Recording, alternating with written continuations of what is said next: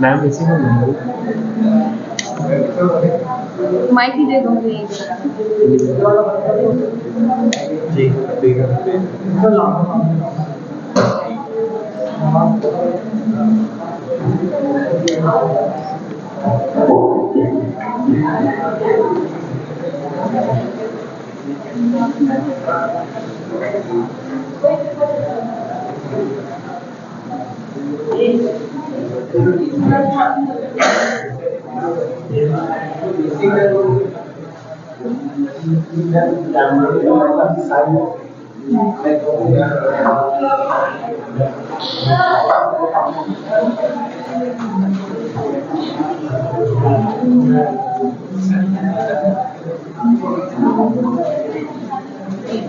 Hello students, सब लोगों को इंटरेस्टेड लग रहा है ह्यूमन वैल्यू? ओके, सो कुछ नया इंटरेस्टिंग करें पहले, थोड़ा सा और इंटरेस्टिंग करने के लिए। सबसे पहले आप लोग एक लंबी सी सांस लेंगे और दोनों हाथ खड़े करेंगे, बिल्कुल, एंड रिलैक्स। रिलैक्स हो जाओ, इतनी भी लंबी सांस मत लो। इसी से हो रहा है? Okay, and once again video recording, एक बार और।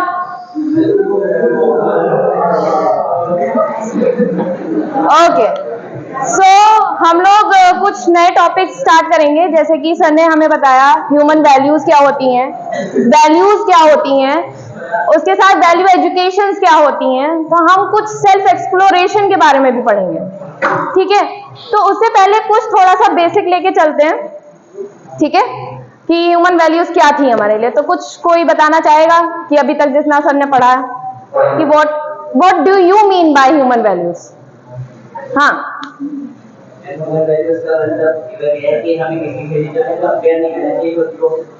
और ह्यूमन वैल्यूज ही होती हैं जो रीजन होती है किसी भी ह्यूमन की वैल्यू करने के लिए। ह्यूमन की वैल्यू करना है ह्यूमन वैल्यू जरूरी है। हाँ, ह्यूमन वैल्यूज के अलावा उसकी वैल्यू नहीं है। और यही होती है रिस्पेक्ट पाती है हर जगह।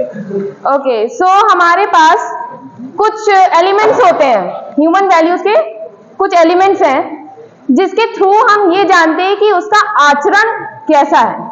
पहला, वो रिस्पेक्ट देता है कि नहीं देता है, सच बोलता है कि नहीं बोलता है, या फिर वो एक करेजियस पर्सन है कि नहीं है। करेजियस पर्सन का मतलब क्या होता है? साहसी, है ना?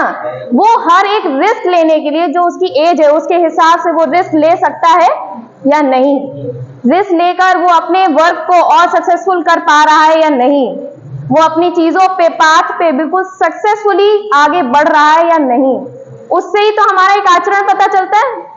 एज अ स्टूडेंट तुम लोगों का क्या है पाथ? सक्सेसफुली पास होना, ठीक है? कुछ लोगों का होगा कि हमें टॉप करना है ना? और कुछ लोगों का कि एवरेज मार्क्स आ रहे हैं, बस काफी है, निकल जाए जैसे तैसे, डिग्री मिल जाए हाथ में, है ना? तो ये सब different different types of peoples जो होते हैं, उन्हीं के हिसाब से उनकी डिफरेंट डिफरेंट वैल्यूज होती हैं, ठीक है? तो स्टार्ट करते हैं थोड़ा सा। हम लोग कवर करेंगे ह्यूमन वैल्यू, उनकी नीड्स क्या है, उनकी बेसिक गाइडलाइंस क्या है, और प्रोसेस क्या है, कुछ न्यू ह्यूमन वैल्यूज को जानने का प्रोसेस, ठीक है? हम अपनी लाइफ में एक नई वैल्यू जिसकी हमें जरूरत है, उसे हम अपनी लाइफ में कैसे लाएं, ठीक है? नेक्स्ट हमारा सेल्फ एक्सप्लोरेशन, और उसमें दो एलिमेंट्स होते हैं। एक सेल्फ एक्सप्लोरेशन को हम मशीन की तरह रखते हैं, तो उसमें दो मैकेनिज्म होते हैं उसे चलाने के लिए। तो पहला है नेचुरल एक्सेप्टेंस और दूसरा है एक्सपेरिमेंटल वैलिडेशन, और उन्हीं को वर्क कैसे करना है, उसका प्रोसेस। अपनी लाइफ में मेन हम लोगों को यही नहीं समझ में आता है कि हमें वो चीज कैसे अपनी लाइफ में करनी है, स्टेप्स नहीं पता होते हैं, है ना? कोई भी चीज करने जाएंगे तो पहले प्लान करते हैं, तो उस प्लान का पहला स्टेप किस तरीके से स्टार्ट करें ये हमें आइडिया नहीं लग पाता है।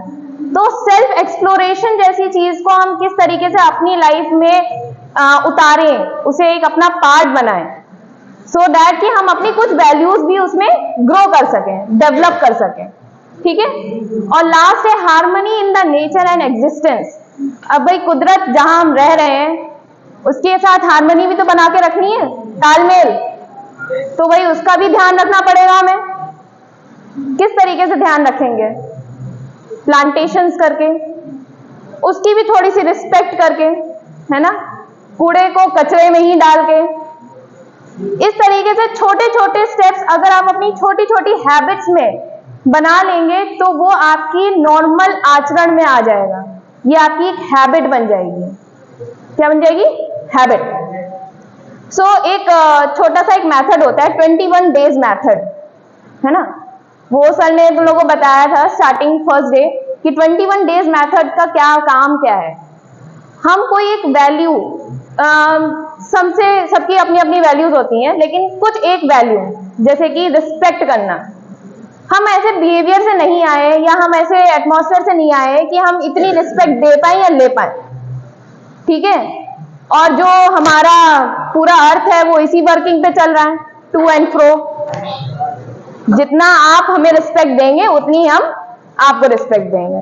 तो उसी तरीके से हमारी वर्किंग भी चलती है, चाहे वो रिस्पेक्ट हो, ट्रुथ हो, ऑनेस्टी हो, और चाहे वो करेज ही क्यों ना हो। करेज तभी तो दिखा पाएंगे जब वो इतना वर्थ इट होगा वर्क, है ना। कोई भी काम हम जब तभी करेंगे ना, इतना करेज तभी दिखाएंगे ना जब वो वर्थ इट होगा। ये तो है नहीं कि पेड़ से कूद जाएंगे तो वो करेजियस हो गया हमारे लिए, है ना। करेजियस क्या होगा? एक एवरेज स्टूडेंट से हम टॉपर बन जाए, एक ऐसा एम बनाना अपनी लाइफ में जो हमें एक top of the most level पे लेकर जाए हमें, है ना।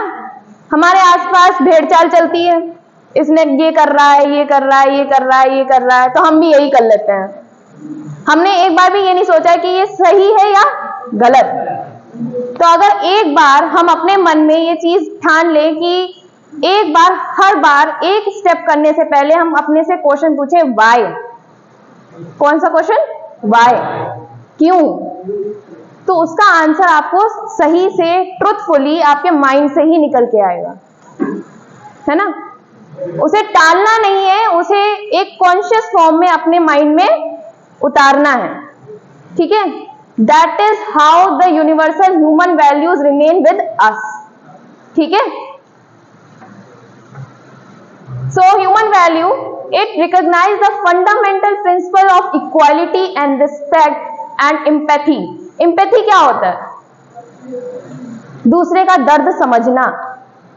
एक होता है सिंपैथी और एक होता है एम्पैथी। सिंपैथी होता है कि हम आपके साथ हैं, आपके दुख और दर्द में साथ हैं, और एम्पैथी होता है कि हम आपका दुख समझ रहे हैं, हम फील कर रहे हैं, ठीक है। तो जब भी कभी हम सिंपैथी दिखाएं तो उससे पहले थोड़ी सी एम्पैथी भी होनी चाहिए, जानने की कोशिश कि उसका दुख और दर्द हम समझ पा रहे हैं कि नहीं, या हैप्पीनेस भी समझ पा रहे हैं कि नहीं। जज नहीं करना है हमें, किस लेवल पे है वो, कितना खुश है, अपनी लाइफ में खुश है, उसे उसी में खुश रहने दो, है ना। इस तरीके से हम ह्यूमन वैल्यूज को अपने अंदर लाते हैं। एक एक न्यू वैल्यू जो हमें जरूरत लगेगी वो हम अपनी लाइफ में उतारेंगे, ठीक है। तो पहला क्वेश्चन, इसमें दो क्वेश्चंस बहुत इंपॉर्टेंट है, what to do and how to do, है ना। व्हाट टू डू का मतलब हम अपना एम सेट कर रहे हैं, और हाउ टू डू उसका प्रोसेस, उसके स्टेप्स जो हम लोग ज्यादातर टाइम टेबल बनाकर टाइम वेस्ट करते हैं, है ना। जब भी हम लोगों के एग्जाम्स आने होते हैं उसके 15 दिन पहले हम लोगों का टाइम टेबल बन जाता है, बन जाता होगा सबका। और जब टाइम टेबल बनता है तो हम लोग सोचते हैं कि ये इस हिसाब से चल जाएगा, पर अफसोस वो एक ही दिन चलता है या 2 दिन, क्योंकि हमें इंटरेस्ट नहीं आ रहा है, हम एक्साइटेड नहीं हो रहे हैं, चलो ये उस दिन पढ़ लेंगे, चलो पार्टी के लिए जाते हैं। इस तरीके से हम अपने आप को डिस्करेज कर देते हैं, हम अपनी ही चीजों पे सही से खड़े नहीं उतर पाते हैं, हमारा कोई स्टैंड हमारे खुद के लिए नहीं है।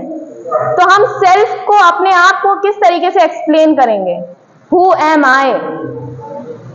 आप अपने आप से अगर एक क्वेश्चन पूछेंगे हु एम आई, तो आपको ऑटोमेटिक स्टैंड लेने का तरीका पता चल जाएगा, पता चल जाएगा ना। अब 10th क्लास से पहले पहले कुछ लोगों के बहुत अच्छे अच्छे ड्रीम्स होते हैं, एस्ट्रोनॉट बनना है, पायलट बनना है, और डॉक्टर बनना है, और 10th के बाद हमने क्या लिया, मैथ्स।